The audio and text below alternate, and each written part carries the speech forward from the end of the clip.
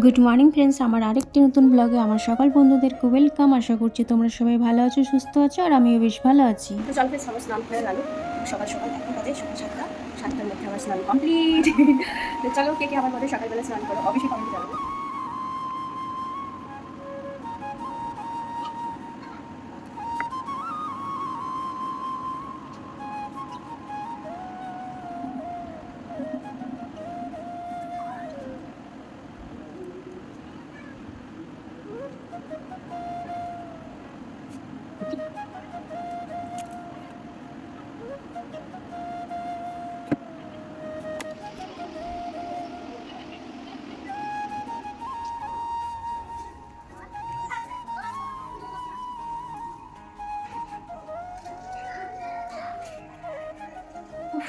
তো চলো ফ্রেন্ডস, এখনও আমার ব্রেকফাস্ট হয়নি, জাস্ট স্নান করে এসে এই যে দোকান ঝাড় দিলাম, ধূপ দিলাম, পে করলাম, দিয়ে এখন আমি ব্রেকফাস্ট করবো।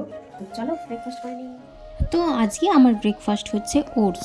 তো অর্ধেক খেয়েও নিয়েছিলাম, যে ভিডিও নেব ভুলে গেছিলাম, তো যাই হোক পরে নিয়েছি। আর এই দেখো বাইরের ওয়েদার, তো এটা হচ্ছে দুপুর টাইমে।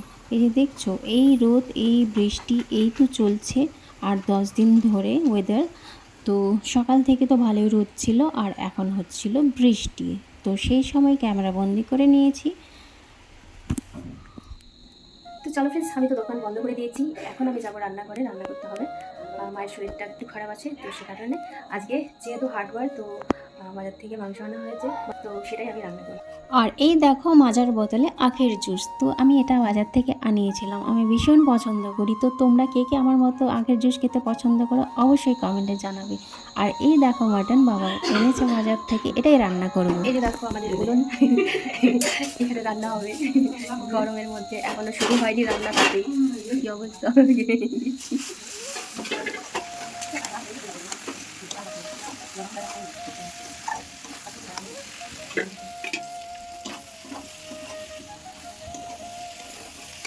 রান্না কমপ্লিট এই এতক্ষণে, এখন বাজে 8টা। আর ভালো লাগছে না কিছু গরমে, তো সেই সকাল থেকে এই জামা পরে রয়েছি, সেই সারাদিন গেল দোকানে এটা সেটা, যাই হোক। তো এখন তো চেঞ্জ করতে হবে, তার আগে হাত মুখ ধুতে হবে, ফ্রেশ হতে হবে। তো চলো ততক্ষণ তোমরা অপেক্ষা করো, আমি আসছি, আবার কথা বলছি তোমাদের সাথে। ফ্রেশ হয়ে নিলাম। এখন যাব নিচে, কারণ উপরের রুমে না ভীষণ গরম, তো সে কারণে থাকা যায় না বলেই নিচে থাকি। তো যাই হোক, এখন নিচে গিয়ে খাওয়া দাওয়া সারবো। তো এই ছিল আমার সকাল থেকে সন্ধে অবধি আমার ছোট্ট একটা ব্লগ, তোমাদের কাছে শেয়ার করলাম। কেমন লাগলো অবশ্যই কমেন্টে জানাবে। তো চলো ততক্ষণ তোমরা সবাই খুব ভালো থাকবে, সুস্থ থাকবে, আবার নতুন একটা ব্লগে তোমাদের সাথে কথা হবে, দেখা হবে। Tata, good night.